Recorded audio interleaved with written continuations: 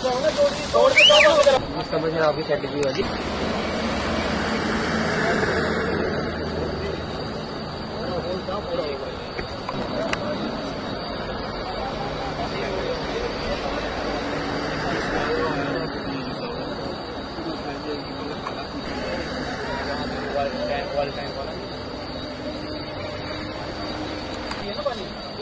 Tender है उसी से करवाओ तो अपना नहीं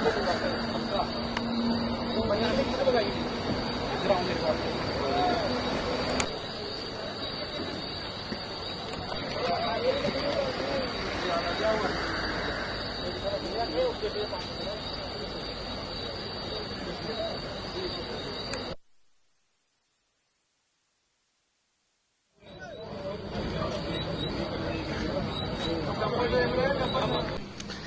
जय हिंद। मैं deputy director of fire and emergency services Udhampur Reasi Sarvesh langar. Malhar palace के पास एक फायर इंसिडेंट रिपोर्ट हुआ है।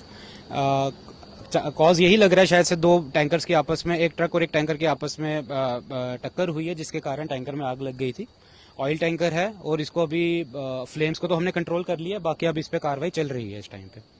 तो जो टिप्पर है उसकी क्या हालत है और कितनी बड़ी ट्रेजेडी थी, क्योंकि नेशनल हाईवे है, अभी क्या नेशनल हाईवे फिलहाल के लिए बंद कर दिया गया है?